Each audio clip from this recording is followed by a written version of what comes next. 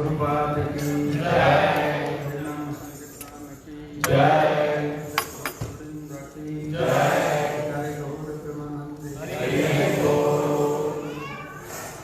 Hare Krishna. We welcome you all for this today wonderful Sunday blockbuster.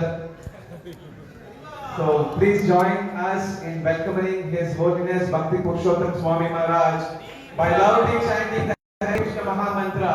Hare Krishna, Krishna Krishna, Hare Hare, Hare Rama, Rama Rama, Hare Hare.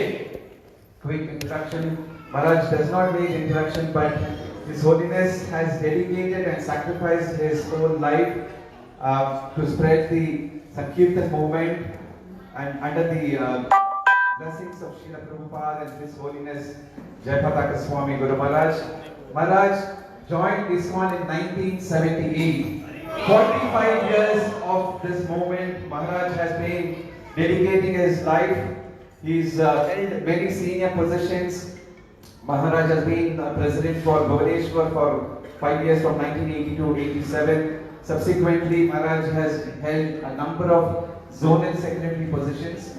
Today, Maharaj is holding a number of secretary positions in Northeast India and also a few countries outside of India. So, without any further delay, we will hand over to Maharaj. Maharaj has been for the last few years focusing on tribal preaching, which means he is going deep into the villages of Northeast India and spreading the Sankirtan movement unlimitedly.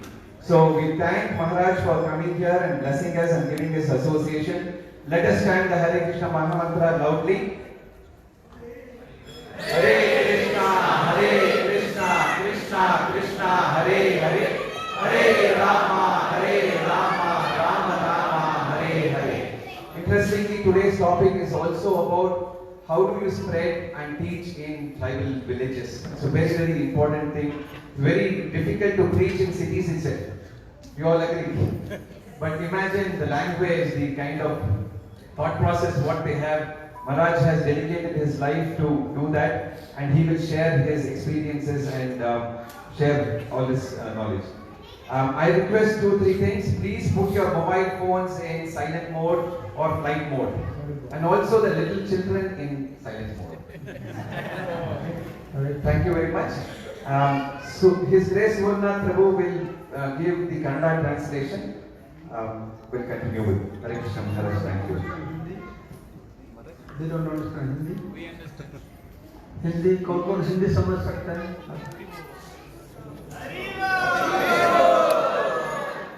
कौन हिंदी समझ नहीं पाता है? हिंदी मालूम नहीं किसको?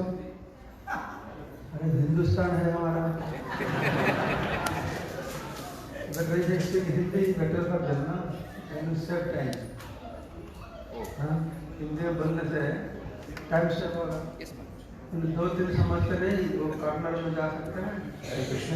इसके Kannada translation देखो क्या? They can go one corner, I'll speak slowly. Yes, ma'am. Okay? So ಯಾರಿಗೆಲ್ಲ ಕನ್ನಡ ಅನುವಾದ ಬೇಕು ದಯವಿಟ್ಟು ಒಂದು ಕಡೆ ಬರಬೇಕು. ಆ ಲಾಸ್ಟ್ ಅಲ್ಲಿ ಬಂದ್ಬಿಡಿ. ಸೊ ನಾನು ಕನ್ನಡ ಅನುವಾದ ಮಾಡ್ತೀನಿ. ಸೊ ಮಹಾರಾಜ್ ಒಂದು ಹಿಂದಿ ಕ್ಲಾಸ್ ಕೊಡ್ತಾರೆ. Yes. Thank you. ಓಂ ಅಜ್ಞಾನತಿಮಿರಾಂಧಸ್ಯ ಜ್ಞಾನಂಜನಶಲಾಕಯ ಚಕ್ಷುರುನ್ಮೀಲಿತಂ ಯೇನ ತಸ್ಮೈ ಶ್ರೀ ಗುರವೇ ನಮಃ. ನಮೋ ವಿಷ್ಣುಪಾದಾಯ ಕೃಷ್ಣಪ್ರೇಷ್ಠಾಯ ಭೂತಲೇ ಶ್ರೀಮತೆ ಭಕ್ತಿವೇದಾಂತ ಸ್ವಾಮಿನೇ ನಾಮಿನೇ.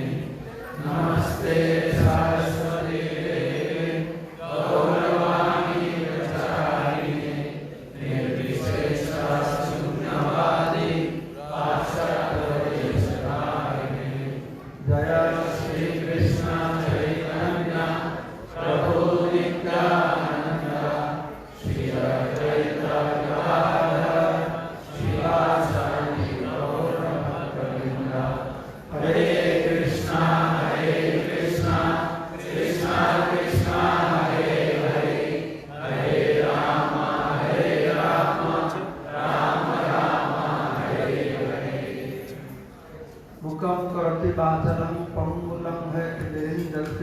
तमहं वन्दे परमानंद माधव श्रीगुरुजनतारिणं श्री चैतन्येश्वरं नमः शिवाय। So today, since morning I am giving class. Morning 5:30 I gave Bhagavatam class in Chaitanya Bhattacharya hostel. What is that place? That is New Rajapur. New Rajapur. Very beautiful temple has been done. How many of you have been to the temple? New Rajapur temple? You will go see, very beautiful. The Jagannath is like Mayapur Jagannath also. Then I went to ICC, South Bangalore. Gave class there. Then noon time I went to Seshatripuram. I gave class there. 3 places I gave Bhagavatam class. So now I will give Bhagavad Gita class. You are all ready? You can digest? You have some Hajmala? Okay, listen carefully because oh sorry, Hindi. तो मैं बोला जब मैं सुबह से 3 class दिया, एक fourth class है, तो हर तक भागवत में क्लास दिया था। अभी हिंदी में कुछ बताऊंगा, लेकिन मैं अभी जो बताऊंगा उसमें कुछ ऐसा नहीं बताऊंगा, आप लोग हंसते रहेंगे, जागते रहेंगे। मैं जो क्लास दूंगा सोने का क्लास है, ठीक है? दिमाग लगाएगा नींद नहीं आएगा, थोड़ा दिमाग नहीं लगाएगा तो नींद आ जाएगा। मैं आगे पहले से बोल देता हूँ आपको। तो हम लोग भगवत गीता का चैप्टर 13 अध्याय 13 हम लोग श्रवण करेंगे। तो आप लोग तो सुने ही भगवत गीता में जो 18 अध्याय है, फर्स्ट 6 चैप्टर को कर्म के बारे में भगवान बताते हैं। देखिए इस चैप्टर का नाम अलग अलग होता है, सांख्य योग बोलते हैं, ज्ञान योग बोलते हैं, ध्यान योग बोलते हैं, ऐसा है ना। लेकिन आप लोग अच्छा से पढ़ाई करेंगे, हर अध्याय में कर्म के बारे में बताता है। इसका मतलब तुम ज्ञान अभ्यास करो, ध्यान अभ्यास करो, जो भी करो, निष्काम कर्म को मत छोड़ो। निष्काम कर्म करना नहीं पड़ेगा, कर्म को कभी भी मत छोड़ो। कर्म हमारा बेसिस है, सब कुछ का बेसिस है। ये भगवान बता दें अच्छा तरीका। तो निष्काम कर्म के बारे में क्यों बताता है? तो सेकंड चैप्टर में सांख्य योग में भगवान बताए आत्मज्ञान। आत्मज्ञान क्या है? इस शरीर और आत्मा का बीच में क्या अंतर है, इसको आत्मज्ञान बोलते हैं। तो आत्मज्ञान क्या है? मैं शरीर नहीं हूं, मैं आत्मा हूं। ये ज्ञान आपको है ना? नहीं है? आपका है, लेकिन आपका जो ज्ञान है वो पढ़ाई करके मालूम हुआ, ऐसा मुखस्त किया, लेकिन असली ज्ञान नहीं है, असली आत्मज्ञान नहीं है। और किताब से पढ़ा और किताब में लगा मैं शरीर नहीं हूं, मैं आता हूं, सबको बोलते हैं I am in this body, तो ये आत्मज्ञान नहीं है। आत्मज्ञान, असली आत्मज्ञान कैसा आएगा उसका उपाधि भगवान दिए। और आत्मज्ञान आएगा निष्काम कर्म करने से। निष्काम कर्म का मतलब क्या है भगवान एक एक करके समझाए। और चैप्टर 2 में 2 योग के बारे में बताता है। चैप्टर 2 का नाम क्या है मालूम है किसी को? चैप्टर 2 का क्या नाम है? हाँ, गीता का सार।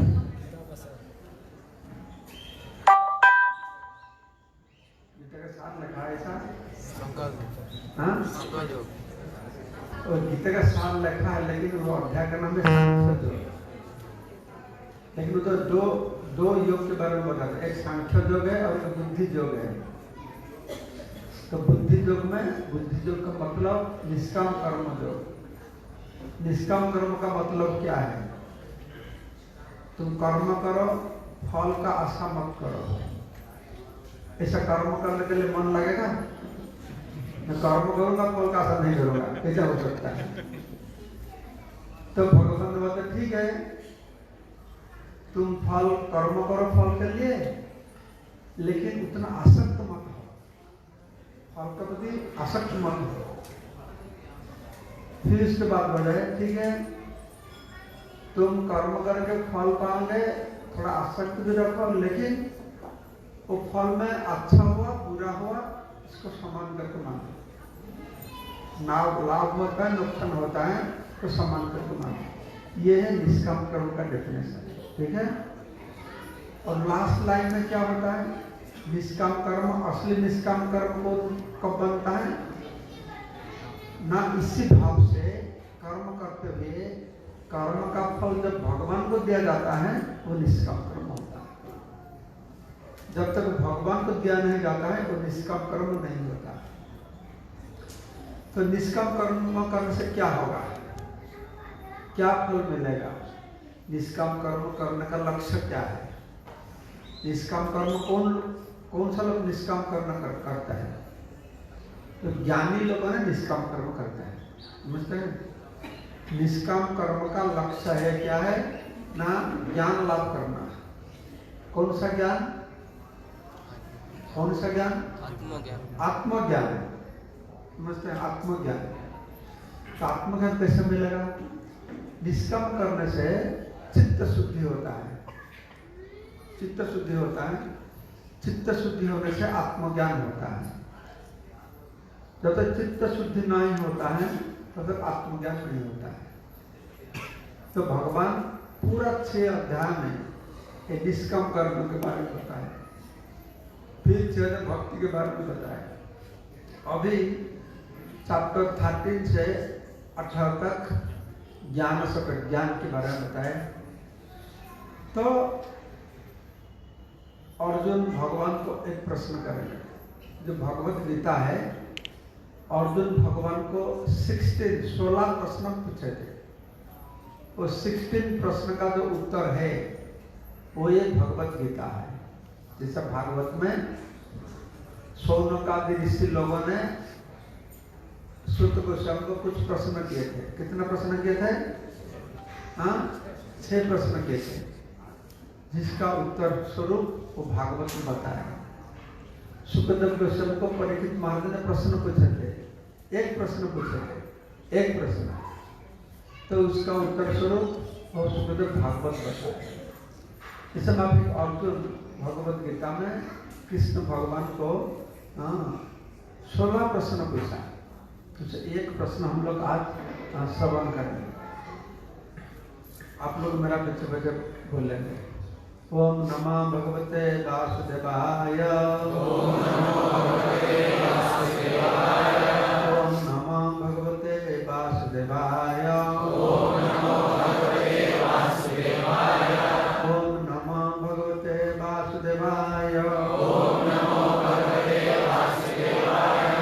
अर्जुन उवाच,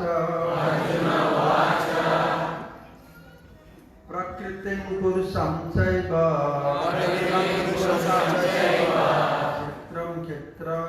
क्षेत्रज्ञम् एव च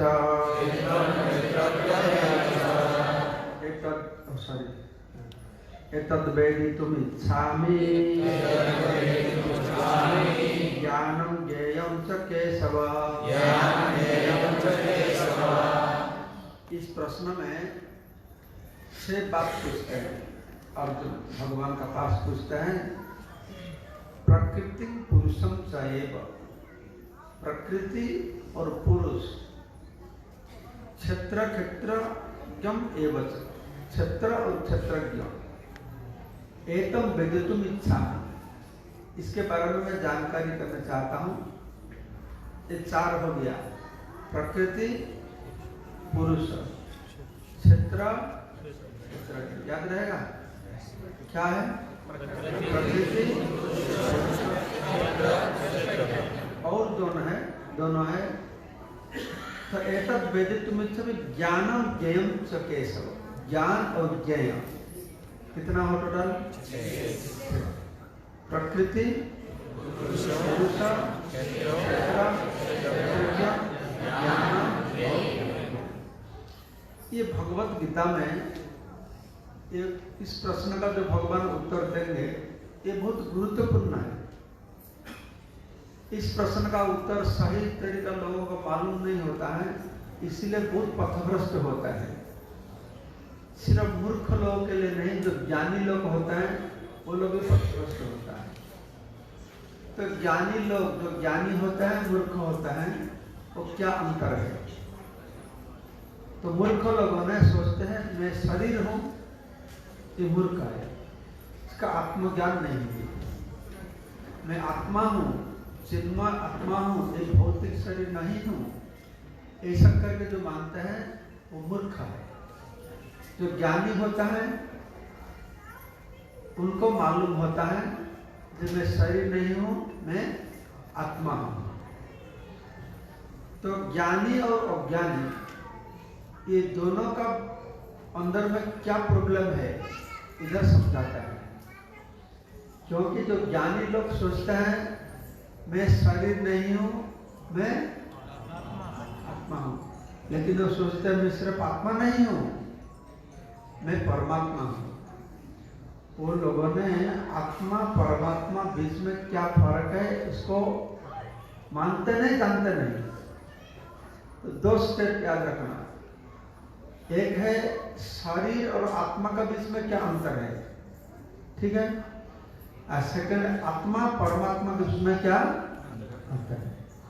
क्योंकि सारा दुनिया में एक प्रचार हो रहा है कि हम लोग सब भगवान हैं, जनता जनार्दन है, जय जीव से शिव बंगाल में बोलते हैं, हाँ? तो वो लोग बोलते हैं हम लोग सब भगवान है।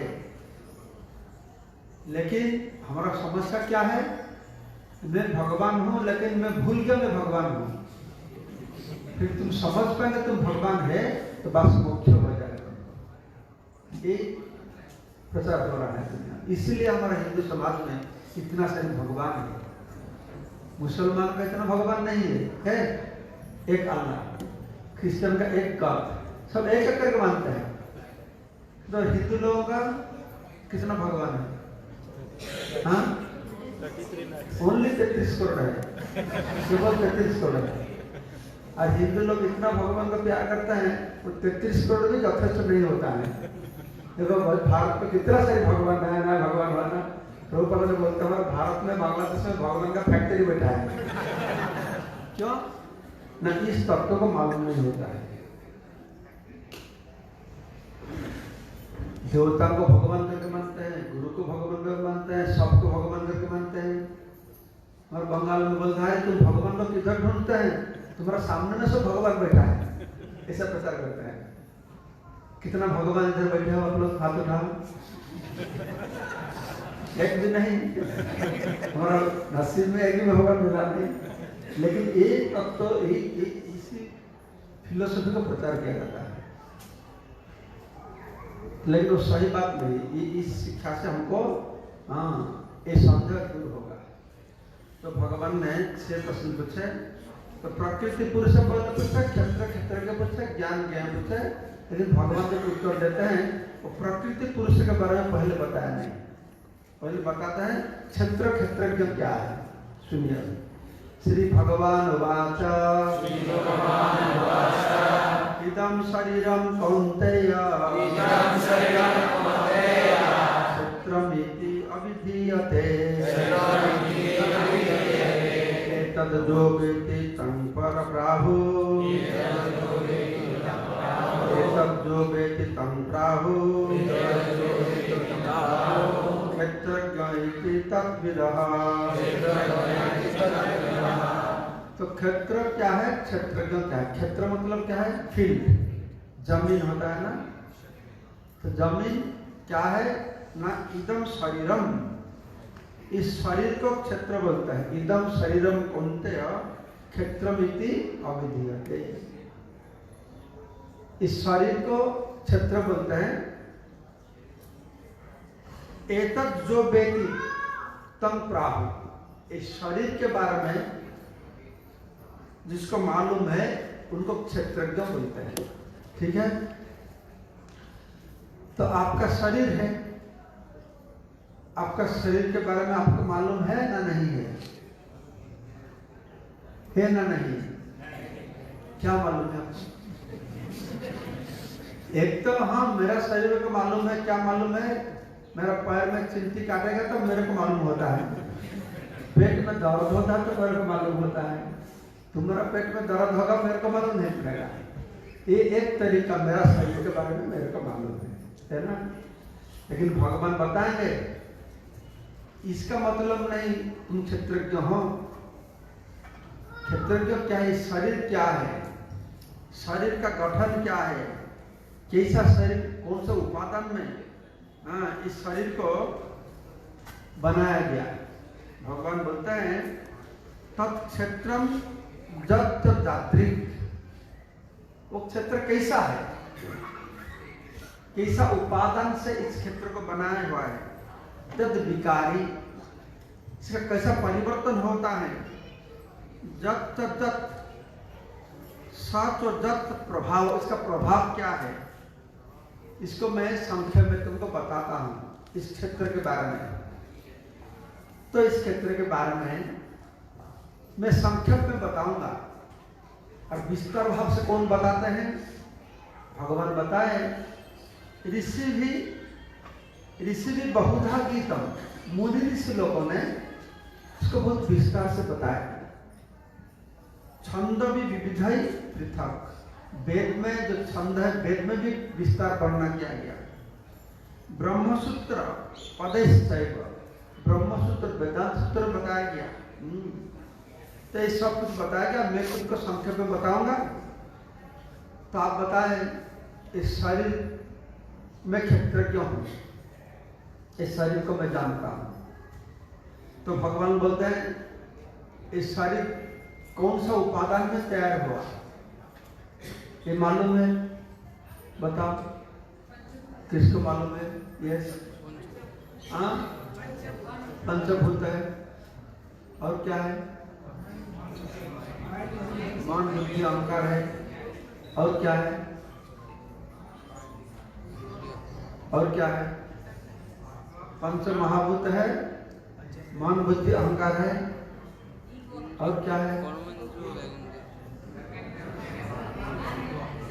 मैट्रिसेस, हाँ, इंद्रिय है बोलते हैं। पंच ज्ञानेन्द्रिय है और पंच कर्मेंद्रिय है। इस सब को लेके इस शरीर हुआ है। तो भगवान इसको भी वर्णन करते हैं। अच्छा से सुना, महाभूतानी, महाभूत मतलब क्या है? क्या महाभूत? खिति अत्यक्ष महाभूतानी, पंच महाभूत। एक जीवभूत, जीवात्मा, महाभूत, ये पंच महाभूत। महाभूतानि अहंकार, बुद्धि अव्यक्तम एवच, इंद्रियाणि दशैकम च, पंच च इंद्रिय गोचर। सुनिए अच्छा से, एक हो गया पंच महाभूत और एक अहंकार। आपने बताया अहंकार मन बुद्धि अहंकार, और एक अव्यक्त है। इंद्रियाणि दशै एकम, कितना इंद्रिय है हमारा? 6 इंद्रिय, 5 इंद्रिय। और कुछ स्पेकुलेशन करो। 10 इंद्रिय। इधर बोलते हैं, सुना अच्छा से, इंद्रियाणि 10 एकम, 10 और 1 कितना हुआ? 11। तो 10 क्या है ना? पंच ज्ञानेन्द्रिय है और पंच कर्मेंद्रिय है, और एक है मन। हम लोग पहले सुना है ना, मनः षष्ठानि इंद्रियाणि प्रकृति स्थानी कर्षति। मन को लेके 6 इंद्रिय बताया। तो इसको बोलते हैं इंद्रियाणि दशैकम च पंच इंद्रिय गोचरः। आप लोग 5 कर्मेंद्रिय, 5 ज्ञानेन्द्रिय बताए, 5 महाभूत बताए, मन बुद्धि अहंकार बताए, और वो तो 5 इंद्रिय गोचर रहा। वो क्या है? इंद्रिय गोचर का अर्थ समझते हैं? गोचर मतलब क्या है? कोई बोल पाएगा? हमारा गोचरीभूत होना चाहिए। क्या तुमको गोचर है? इस शब्द व्यवहार नहीं होता है हिंदी में। गोचर का मतलब जानना, जानना। इधर बोलते हैं पंच इंद्रिय गोचर। पंच इंद्रिय से तुम जो जानते हैं वो क्या है? आंखों से क्या जानते हैं? रूप। कर्ण से क्या जानते हैं? शब्द। जिह्वा से क्या जानते हैं आप लोग? रस, स्वाद। और क्या? नाक से क्या जानते हैं? गंध। चर्म से क्या जानते हैं? स्पर्श। अभी समझ गए? पंच इंद्रिय गोचर क्या है? ये पंच इंद्रिय का द्वारा जो पांच विषय को हम लोग जानते हैं, अनुभव करते हैं, इसको पंच इंद्रिय गोचर बोलते हैं। ये पंच इंद्रिय गोचर क्या है? ये पंच विषय बोलते हैं, इसको तन्मात्रा बोलते हैं। शब्द, स्पर्श, रूप, रस और गंध। तो पंच ज्ञानेन्द्रिय, पंच कर्मेंद्रिय, पंच महाभूत और पंच विषय तन्मात्रा हो गया। फिर बोलते हैं इच्छा द्वेष सुखम दुखम संघात चेतना धृति। इच्छा द्वेष, इच्छा और द्वेष, मैं चाहता हूं, मैं नहीं चाहता हूं, ये किसका काम है? मन का काम होता है। संकल्प विकल्प। सुख दुख, ये किसका काम है? सुख दुख कौन अनुभव करता है? नहीं, शरीर का सुख दुख होता है। मन सुख दुख नहीं पाता है। मन शांति पाता है। शांति अशांति होता है।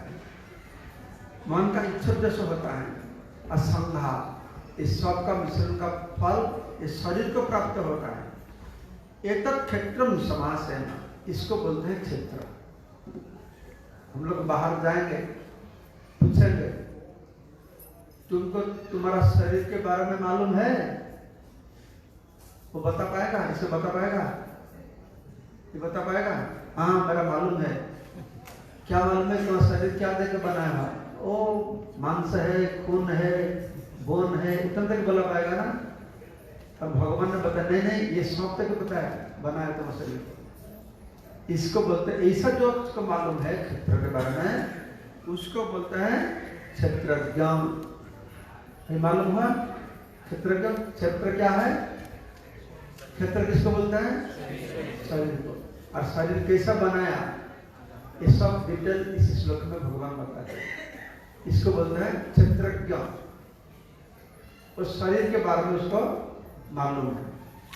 तो फिर भगवान ने बताएंगे इदम शरीरम कौन्तेय क्षेत्रमित अविधीयते एतत् जो वित्त तंग बाहु प्राहु क्षेत्रज्ञ इति तद्विदः। इसको जो जानते हैं वो क्षेत्रज्ञ है। सब क्षेत्रज्ञ हो गया। फिर हम लोग को भगवान बोलते हैं जे एक क्षेत्रज्ञ कौन है? कौन है? क्षेत्रज्ञ का मतलब तो मैं बताया, क्षेत्र के बारे में बताया, लेकिन कौन है क्षेत्रज्ञ? क्षेत्र के बारे में जानकारी किसका है? किसका?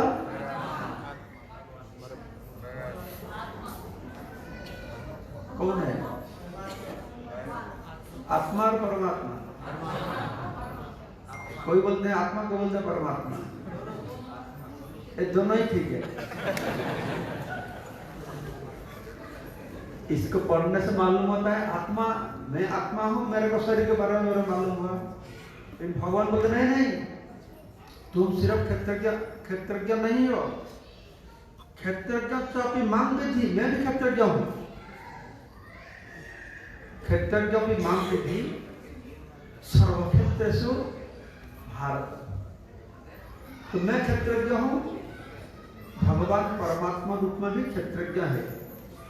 क्या फर्क है? मैं आत्मा में क्षेत्रज्ञ हूं, भगवान परमात्मा वो भी क्षेत्रज्ञ है। तो लोगों ने बोलते हैं नहीं एक ही, कोई प्रॉब्लम नहीं एक ही, लेकिन डिफरेंट दो बोलते हैं आत्मा और परमात्मा। तो क्या फर्क है? मैं क्षेत्रज्ञ हूँ, आत्मा क्षेत्रज्ञ है, जीवात्मा क्षेत्रज्ञ है, परमात्मा भी क्षेत्रज्ञ है, लेकिन क्या फर्क है बताओ माता जी।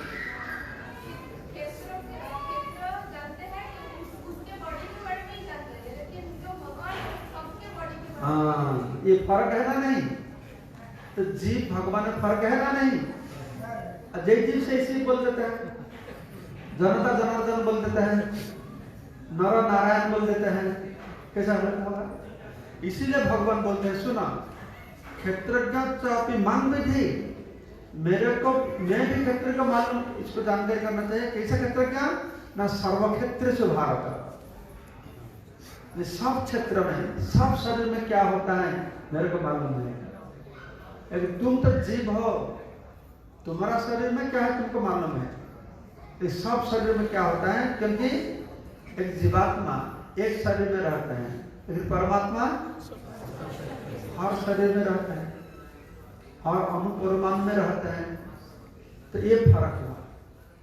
तो दो तरीका ज्ञान हुआ। एक ज्ञान होता है इस सारी आत्मा का बीच में क्या अंतर है, ठीक है। और एक ज्ञान होता है आत्मा और परमात्मा के बीच में क्या अंतर है। तो जब तक आत्मा और परमात्मा का बीच में हम लोग अंतर क्या है नहीं समझते हैं, तब तक मेरा ज्ञान अधूरा है। मैं शरीर नहीं हूं, मैं आत्मा हूं, ये हमको जानकारी होने से भी हमारा ज्ञान अधूरा है। लेकिन जब मैं परमात्मा का ज्ञान आ जाएगा तब मेरा ज्ञान पूर्ण होगा। मेरे को मालूम हो गया परमात्मा के बारे में, ये ज्ञान भी अधूरा है।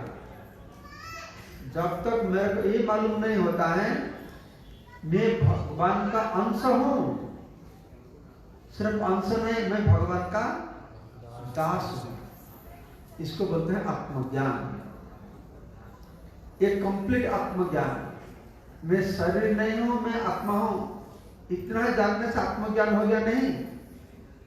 शरीर आत्मा का बीच में क्या अंतर है, आत्मा परमात्मा के बीच में क्या अंतर है।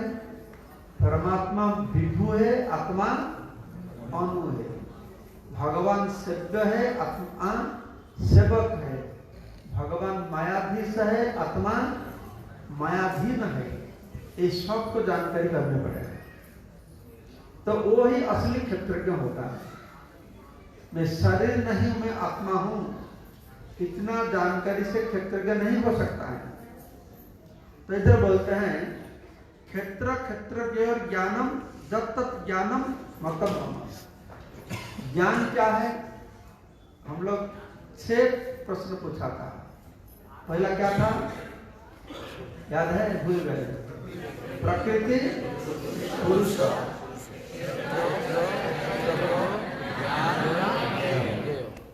तो क्षेत्र क्षेत्रज्ञ के बारे में बताया ना। बोलते हैं क्षेत्र क्षेत्रज्ञ और ज्ञानम जब तक ज्ञानम मतम मम। तो ज्ञान क्या है? ज्ञान क्या है ना? क्षेत्र और क्षेत्रज्ञ, इसको जानकारी करना, इसको ज्ञान बोलते हैं। ये असली ज्ञान है। स्कूल कॉलेज में पढ़ाई करने से ज्ञान नहीं होता है, इससे ज्ञान अज्ञान है। स्कूल कॉलेज में पढ़ाई करके जो भौतिक ज्ञान को प्राप्त होता है, हम लोग बोलते हैं ये बहुत बड़ा ज्ञानी आदमी है, लेकिन वो ज्ञानी नहीं है, वो अज्ञानी है। तो क्यों ज्ञानी आदमी बोलता हूं? मैं इसीलिए बोलता हूं, कोई आदमी एक अंधेरा जगह से आएगा, तो आप घर में बैठे हुए, आपको बताएगा कि मैं कुछ देख के आया। तो क्या देखा होगा? मैं अंधेरे को देखा होगा। वो देखा है ना, वो देखा है, लेकिन क्या देखा? क्या देखा? तो उसका मतलब क्या है? कुछ देखा नहीं, लेकिन क्या बोलता है? मैं देखा नहीं, बोलता है ना। इसे समझना चाहिए। मैं ज्ञानी हूं, अरे तुम क्या ज्ञानी हो? तो भौतिक जगत इसका अस्तित्व नहीं, वास्तव ही नहीं, इसके बारे में तुम क्या ज्ञान होगा? तो इसलिए से ज्ञान ज्ञान होता है। तो उसके ऊपर क्या ज्ञान है? जो आत्मज्ञान, मैं शरीर नहीं हूं, मैं आत्मा, इसको आत्मज्ञान बोलते हैं। और उसके ऊपर और एक स्तर का ज्ञान है, उसको बोलते हैं निर्भेद ब्रह्म ज्ञान। ये निर्भेद ब्रह्म ज्ञान क्या चीज है? इस शब्द से कुछ आपको मालूम पड़ता है? निर्भेद ब्रह्म ज्ञान क्या हो सकता है? किसी को मालूम होता है? कोई पकड़ पाता है? स्पेकुलेशन करो। निर्भेद ब्रह्म ज्ञान, इसका मतलब क्या हो सकता है? हाँ, ज्ञान को भेद नहीं कर सकते। वो जो ज्ञान को भेद नहीं कर सकता है और निर्भेद ब्रह्म ज्ञान, जो ज्ञान को भेद नहीं कर पाता है, अंदर में घुस नहीं सकता है, वो निर्भेद ब्रह्म ज्ञान। निर्भेद ब्रह्म ज्ञान होता है ब्रह्म और मेरा में कोई भेद नहीं है। ये अद्वैतवादी जो लोग बोलते हैं ना, शंकराचार्य ने अहम ब्रह्मस्मि बोल के, मैं भगवान में अंत, इसको अद्वैतवाद बोलते हैं। जो निर्भेद ब्रह्म ज्ञान, मैं और ब्रह्म में कोई अंतर नहीं है, समझते हैं? इसको निर्भेद ब्रह्म ज्ञान बोलते हैं। ये एक स्तर का ज्ञान होता है। पहला स्तर का ज्ञान क्या था? ना उसका नीचे भौतिक ज्ञान नहीं, जड़ ज्ञान, भौतिक ज्ञान। भौतिक ज्ञान का ऊपर आत्मज्ञान, आत्मज्ञान का ऊपर निर्भेद ब्रह्म ज्ञान, और उसका ऊपर क्या है? जो असली ज्ञान है वो क्या है? मैं भगवान का दास हूं, वो जो ज्ञान है, मैं भगवान का अंश हूं, एक ज्ञान है, ये असली ज्ञान बोलते हैं। तो इधर इसको बोलते बताता है क्षेत्र क्षेत्रज्ञ ज्ञानम जत्त ज्ञानम मतम मम। तो ज्ञान के बारे में समझ गए? भौतिक जगत पढ़ाई करके एक ज्ञान एक तरीका होता है, और आत्मज्ञान उससे श्रेष्ठ होता है। तो आत्मज्ञान कैसे प्राप्त होता है? कौन बोलता है? मैं बताया किसे? निष्काम कर्म करने से पहले बताया ना। निष्काम कर्म करने से क्या होता है? ना क्या शुद्धि होता है? आत्मशुद्ध नहीं, चित्त शुद्धि होता है। निष्काम कर्म से क्या होता है? चित्त शुद्धि। चित्त शुद्धि से क्या होता है? आत्मज्ञान। आत्मज्ञान से क्या आता है? परमात्मा के ज्ञान होता है। समझता है? समझ गए ना? तो एक क्षेत्र क्षेत्रज्ञ ज्ञानम, जिसको क्षेत्र के बारे में मालूम है और क्षेत्रज्ञों के बारे में मालूम है। क्षेत्र के बारे में, क्षेत्रज्ञों के बारे में जानकारी करना, जानना, इसको बोलते हैं ज्ञान। समझ गए? तो इसको बताओ, क्षेत्रज्ञों का जानना बोलते हैं ज्ञान। इसका मतलब क्या है? क्षेत्र का मतलब क्या है? क्षेत्र का मतलब क्या है? शरीर। शरीर का मतलब क्या है? क्षेत्र। क्षेत्र का मतलब शरीर, शरीर का मतलब क्षेत्र। क्षेत्र का शरीर, शरीर का मतलब जो उपादान बताया। अच्छा, क्षेत्रज्ञ का मतलब क्या है? क्षेत्र का मतलब क्या है? हाँ, कौन क्षेत्रज्ञ है? आत्मा और परमात्मा। तो वो ज्ञान बोलते हैं। ठीक है, इसको बोलते हैं यथार्थ ज्ञान बोलते हैं। तो ऐसा करके भगवान श्री कृष्ण ने फिर बताएंगे 8 नंबर श्लोक से 12 नंबर श्लोक जैसा शरीर को क्षेत्र करके बताए, फिर क्षेत्र का डिटेल बताए। ठीक है, फिर 8 से 12 नंबर श्लोक में भगवान ज्ञान के बारे में फिर बताएंगे। तो ऐसा करके क्षेत्र क्षेत्रज्ञ ज्ञान ज्ञेय। तो ज्ञ का मतलब क्या है? ज्ञ शब्द का मतलब क्या हो सकता है? जानना। ज्ञान मतलब जानना। ज्ञेय। जो जानता है। हाँ, जिसको जानते हैं उसको ज्ञेय बोलते हैं। ज्ञान का द्वारा जिसको जानते हैं वो ज्ञेय होते हैं, ठीक है ना? तो ज्ञेय कौन है? ज्ञान का द्वारा ज्ञेय कौन होगा? ज्ञान का द्वारा किसको जानते हैं? किसको जानते हैं? ना आत्मा को जानते हैं, परमात्मा को जानते हैं। ज्ञान का द्वारा, तो दोनों ही क्षेत्र के है ना। ज्ञान क्या वाला? ज्ञान का डेफिनेशन क्या वाला? क्षेत्र, क्षेत्रज्ञ और ज्ञान बोला ना। तो क्षेत्रज्ञ कितना है? क्षेत्र कितना क्षेत्रज्ञ है? दो है। तो दोनों का जानकारी करना तो इसको ज्ञान बोलते हैं। तो देखिए ये जो 6 बात बताए, प्रकृति और पुरुष। प्रकृति भौतिक प्रकृति, पुरुष कौन है? और तुम कौन हो? तुम प्रकृति हो, लेकिन सब आपको पुरुष करके मानते हैं ना। प्रकृति होता है भोग्य और पुरुष होता है भोक्ता। भोक्ता। तो तुम लोग पुरुष हो, वो लोग प्रकृति है। पीछे बैठा है नारी, महिला लोग प्रकृति, तुम पुरुष हो, है ना? नहीं, नहीं, वो भी प्रकृति है, तुम भी प्रकृति हो। जीवात्मा सब प्रकृति है। तो लेकिन हम लोग पुरुष शरीर को धारण किया, वो नारी शरीर को धारण किया। तो लेकिन तुम भोक्ता हो, वो भोग्य है ना? किंतु असल में क्या होता है, दोनों ही आपको भोक्ता मानते हैं। तो प्रकृति नारी हो तो मैं भी भोक्ता हूं, तुम लोग को तो तुम भी भोक्ता हो। तो असली हम लोग प्रकृति है, लेकिन हमारा भाव क्या है? मैं भोक्ता हूं। दोनों ही, दो ग्रुप्स। हाँ, सोचते पुरुष है। तो इधर पुरुष करके जीव एक पुरुष होता है और भगवान पुरुष होता है। तो उनमें क्या अंतर है? मैं भी पुरुष हूं, भगवान भी पुरुष है। क्या अंतर है? वो पर पुरुष होता है।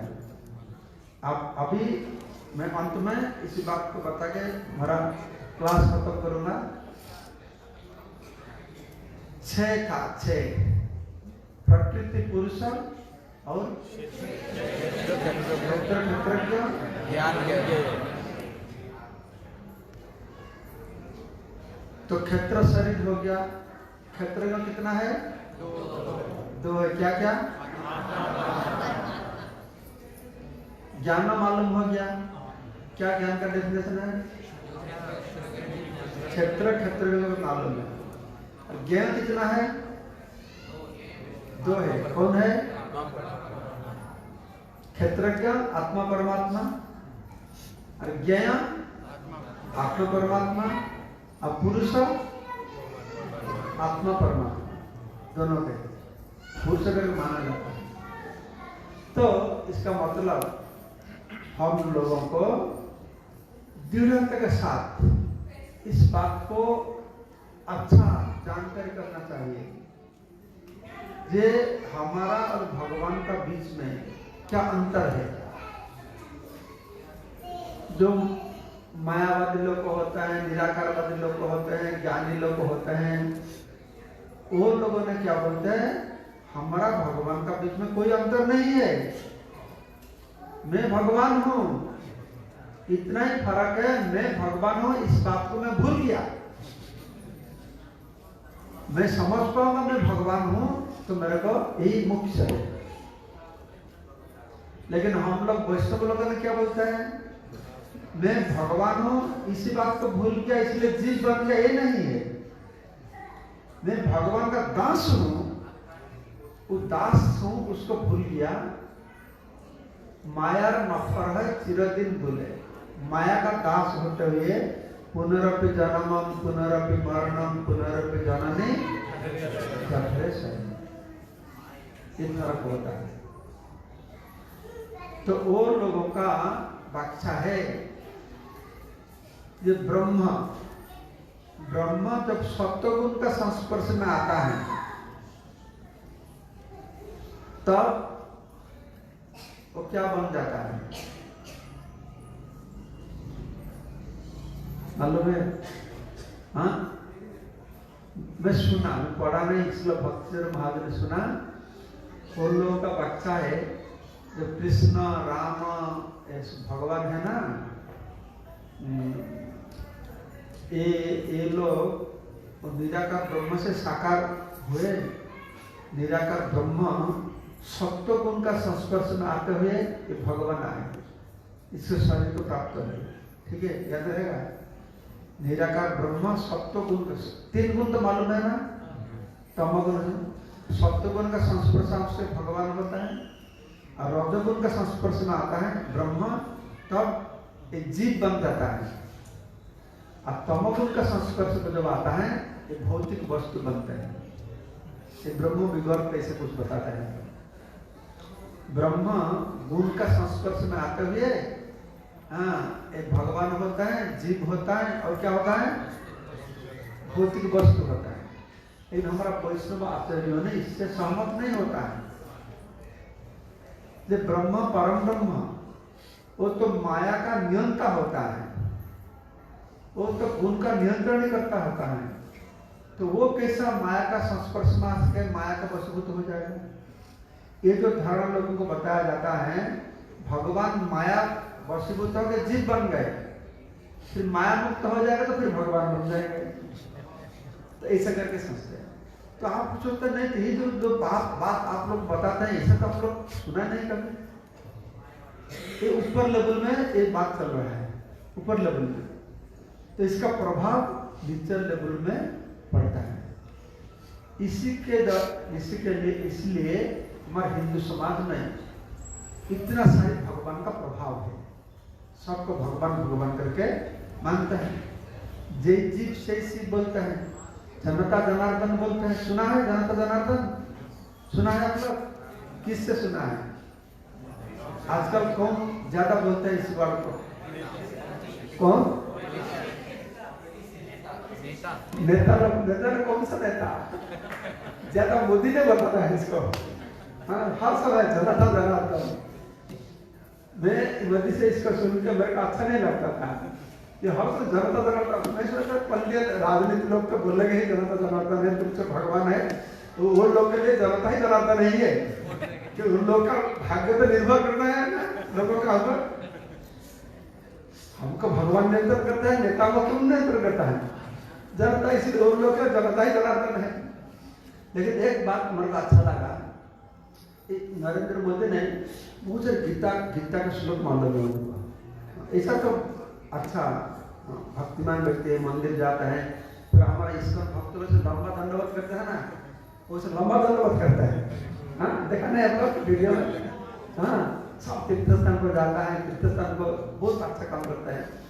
तो एक दिन ये बात बताया, श्लोक उद्धृत करके बताया, वो बताया भगवान ने बताया, मैं सबका अंदर में हूँ, सब मेरा अंदर में है। एक गीता में ये भी बताया, मैं सबका अंदर में हूँ, मैं सबका अंदर में परमात्मा रूप में हूँ, मैं सबका अंदर में जीवात्मा रूप में हूँ। ये जीवात्मा ही भगवान का अंश है, भगवान का शक्ति है। ये जीवात्मा परमात्मा रूप में सबका, मैं सबका अंदर में हूँ और सब मेरा अंदर में है। सब किसका का अंदर में है? हाँ, देखो परमात्मा स्वरूप में तो सर्वव्यापक है ना, तो सब उनका अंदर हुआ ना। परमात्मा स्वरूप में जो सर्वव्यापक है सब उनका अंदर में है। अच्छा, सब कुछ किधर से आया? तो अनंत कोटि ब्रह्मांड किधर से सृष्टि हुआ? किससे? महाविष्णु से। तो महाविष्णु तो कृष्ण का प्रकाश है, तो सब उनका अंदर में है ना।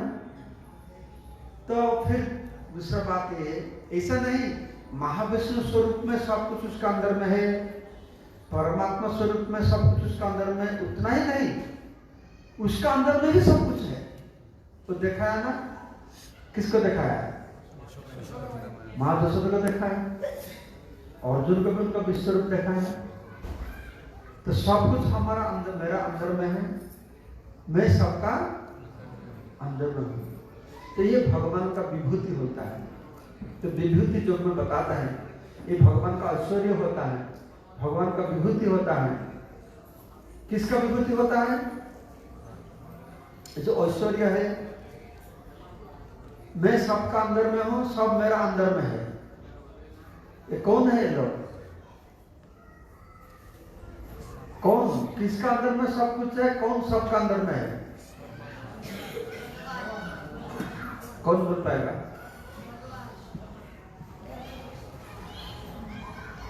कौन है वो जो सबका अंदर में है? कौन है वो जिसका अंदर में सब कुछ है? हाँ, तो इतना समय लगता है बोलने के लिए? अरे कौन बोलता है इस बात को? कृष्ण बोलते हैं ना, लेकिन कुछ बुद्धि लोग है वो मानते नहीं, कृष्ण को मानते नहीं, गीता को मानते हैं, कृष्ण को बात दे के गीता को मानते हैं। इसलिए ये लोगों ने, हम लोग जब गीता पाठ करते हैं, पहले हम लोग क्या बोलते हैं? गीता पढ़ाई करने से पहले ओम नमः। ये वसुदेव का पुत्र जो है, ये वासुदेव है ना, वो कृष्ण है ना।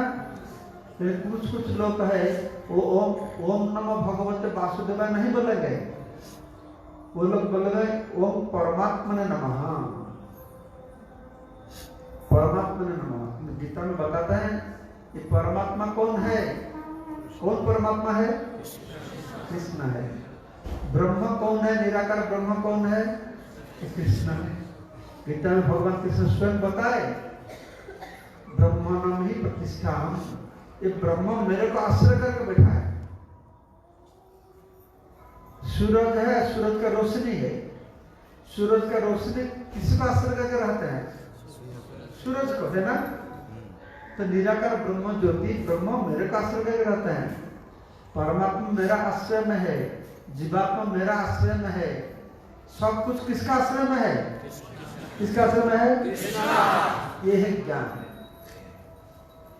इसको जो जानता नहीं वो अज्ञानी है, वो ज्ञानी है लेकिन उसका ज्ञान अधूरा है। समझते हैं ना। तो इसीलिए एक त्रयोदश अध्याय से इसको ज्ञान शतक बोलते हैं।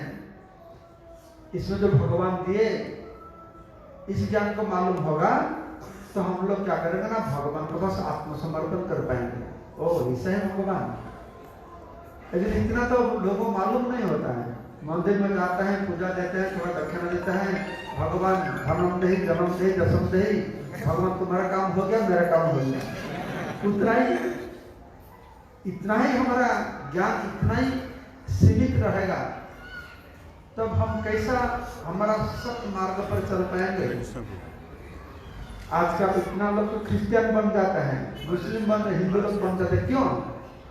इसका कारण है इस गीता का ज्ञान नहीं है। घर में गीता ही नहीं है। गीता है तो पढ़ाई नहीं करते हैं, पढ़ाई करते तो समझते नहीं। गीता पढ़ाई जो करते हैं उनको पूछो तुम ऐसा समझा? मैं जैसा व्याख्या किया तो आचार्य लोगों ने, श्री प्रभुपाद, विश्वनाथ चक्रवर्तीपाद, बलदेव विद्याभूषण, श्रीधर स्वामी, गीता पढ़ने से गीता समझ नहीं पाएंगे। गीता पढ़ाई से गीता समझ नहीं होता है। गीता को व्याख्या श्रवण करने से आचार्य लोगों ने सब समझ पाएंगे। ठीक है, तो आज इतना ही मैं बताया। हाँ, प्रकृति